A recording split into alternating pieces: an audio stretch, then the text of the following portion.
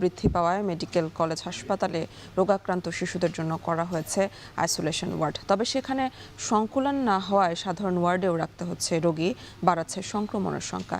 এ নিয়ে আরও জানাতে রাজশাহী মেডিকেল কলেজ হাসপাতালে আছেন রাকিবুল হাসান।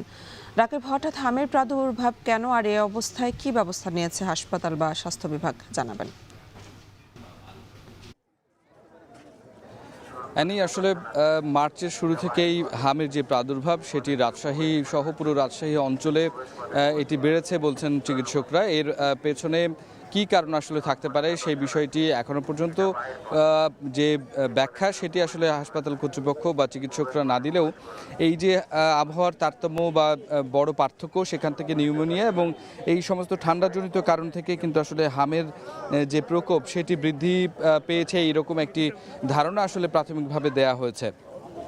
তো সেক্ষেত্রে আসলে যে বিষয়টি সবচেয়ে বেশি লক্ষ্য করা গেছে যে রাজশাহী মেডিকেল কলেজ হাসপাতাল যেহেতু রংপুর, রাজশাহী এবং খুলনা বিভাগের সমস্ত রোগীরা আসলে এখানে আসেন এবং এখানে আসলে চিকিৎসকরা যারা বলছেন যে আসলে ঈদের সময়ে যে চাপটি পড়ে সেই কারণে সেখানে একত্রিতভাবে সকলকে রাখা হয়েছে এবং হাসপাতাল বা বিভাগীয় স্বাস্থ্য কর্মকর্তার জায়গা থেকে যে তথ্যগুলো আসলে দেওয়া হচ্ছে সেটি বলা হচ্ছে যে রাজশাহীতে গেল মার্চে শুধু হামের উপসর্গ নিয়ে 230 জন রোগী এখানে আসলে ভর্তি হয়, যাদের মধ্যে পরীক্ষা করা হয়েছে 73 জনের এবং সেখান থেকে পজিটিভ এসেছিল 28 জনের।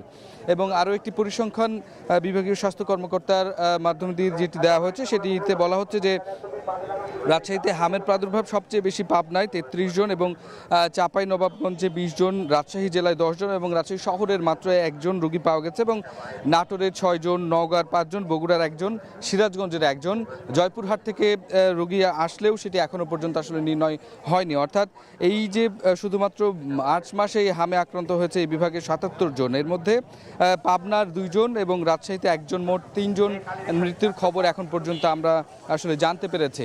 এই অবস্থায় রাজশাহী মেডিকেল কলেজ হাসপাতাল তাদের যে চাপ কমাতে 3টি ওয়ার্ডে যে শিশুদেরকে রাখা হতো এবং সেখানে আসলে সংক্রমিত যারা তাদেরকে আইসোলেশন ভাবে যে রাখার যে প্রক্রিয়া সেটি কিন্তু আসলে গতকাল থেকেই শুরু হয়েছে এবং রাজশাহী মেডিকেল কলেজ হাসপাতালের 30 নম্বর ওয়ার্ডটিকেই শুধুমাত্র আইসোলেশন ওয়ার্ড হিসেবে নির্ণয় করা হচ্ছে এবং সেখানে 28 জন হামে আক্রান্ত রোগী আসলে ভর্তি আছে।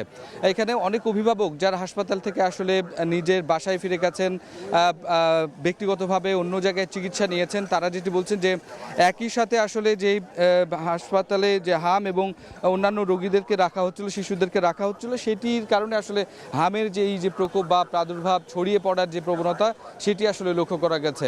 তবে রাজশাহী মেডিকেল কলেজ হাসপাতাল কর্তৃপক্ষ বলছে যে এই বিষয়টিকে খুব দ্রুত সমাধানের জন্য তারা আসলে আইসোলেশন ওয়ার্ডের সংখ্যাটা বাড়াবে এবং একই সাথে যে আইসিইউ যে চাহিদা হচ্ছে সেটিকেও বাড়ানোর প্রক্রিয়া রয়েছে তারা। তো এই ছিল আমার কাছে সবশেষ। রাজশাহীতে বাড়ছে হামের প্রাদুর্ভাব, আর সে খবরে জানাচ্ছিলেন সহকর্মী রাকিবুল হাসান।